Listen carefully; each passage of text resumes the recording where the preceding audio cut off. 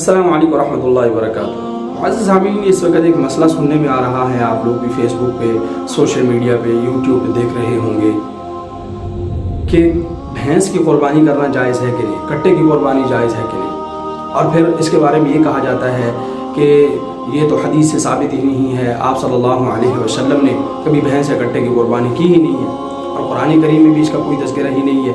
लिहाजा कुरान करीम में जिन जानवरों का जिक्र किया गया है तो उनके अंदर भैंस या कट्टे का तो कोई तज़किरा नहीं है जो हलाल जानवर है, तो लिहाजा इसकी कुर्बानी जायज़ नहीं है। देखिए, हदीस में आता है कि जिस शख्स के साथ अल्लाह ताला भलाई का इरादा फरमाते हैं उसको दीन की समझ अता फरमाते हैं अल्लाह ताला। तो हमें बात देखनी चाहिए कि जिन उलमा से हमने दीन की बाकी बातें सीखी हैं, मुहद्दिसीन से, फ़ुक़हाए किराम से, मुफस्सिरीन से, जिनसे बाकी हम दीन सीख रहे हैं, कुरान का, हदीस का, इल्म फ़िक़्ह का, इस बारे में वो क्या कहते हैं? क्या वो खामोश हैं या वो भैंस और कट्टे की कुर्बानी को नाजायज़ कह रहे हैं?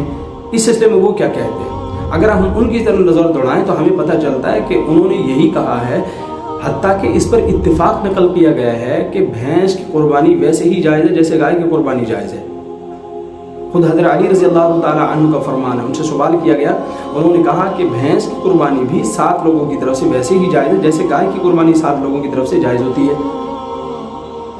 और फ़ुक़हाए किराम ने तो इस पर इजमा नकल किया है कि अहले इल्म का इजमा है कि भैंस की कुर्बानी वैसे ही जायज़ है। अहले लुग़त का इस बात पर इत्तिफ़ाक़ है कि जो जामूस का लफ्ज़ है, जिसे भैंस कहते हैं अरबी में, जामूस जो है ये गाय की ही जिन्स है।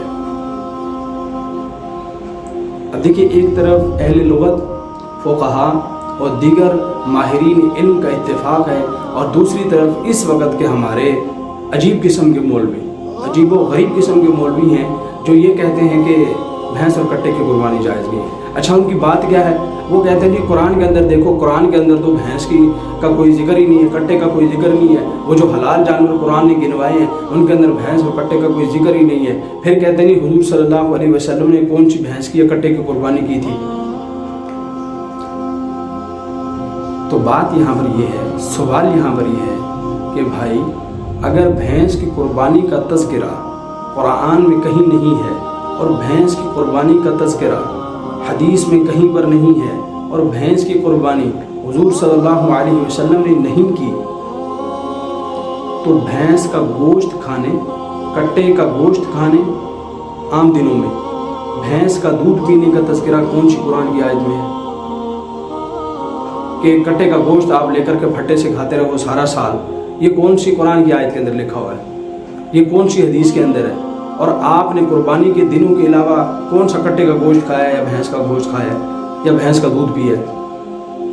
अगर हुजूर सल्लल्लाहु अलैहि वसल्लम से भैंस की कुर्बानी करना साबित नहीं है तो हुजूर सल्लल्लाहु अलैहि वसल्लम से भैंस का दूध पीना भी तो साबित नहीं है। हुजूर सल्लल्लाहु अलैहि वसल्लम ने कभी कट्टे का गोश्त भी तो नहीं खाया कुर्बानी के अलावा में भी।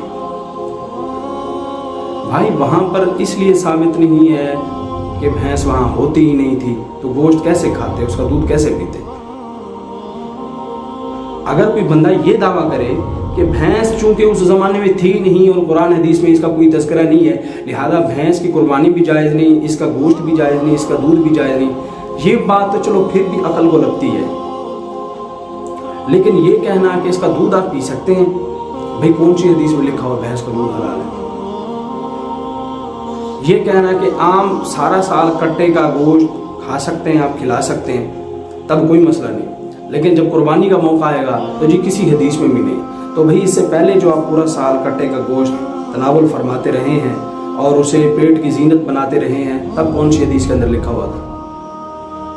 और वो जो सारा साल आप भैंस का दूध पीते रहे हैं और कोशिश करके भैंस का दूध ही ढूंढते हैं कि गाय की बजाय भैंस का दूध मिल जाए, 10 रुपये चाहे ज़्यादा देने पड़ जाएँ, तब तो सारा साल आपको कभी याद नहीं आया कि ओह, भैंस का दूध तो किसी हदीस के अंदर साबित है, हमारे नबी ने भी कभी नहीं पिया, कुरान में भी इसका कोई तज़किरा नहीं है। तब तो आप बिला झिझक दूध भी पीते रहे, गोश्त भी खाते रहे, सब कुछ होता रहा। जब मौका आया कुर्बानी का तो फिर आप कहते हैं हदीस में नहीं है, कुरान में नहीं है। भाई, कुरान हदीस में उसके दूध और गोश्त का भी कोई जिक्र नहीं है सारे साल का, वो जो आप खाते रहे और दूध पीते रहे हैं। तो इसलिए इंसान को ये बात समझनी चाहिए कि अपनी अकल को इस्तेमाल करने के बजाय जो माहिरीन ने ताकीक हम तक पहुँचा दी है उस पर अमल किया जाए।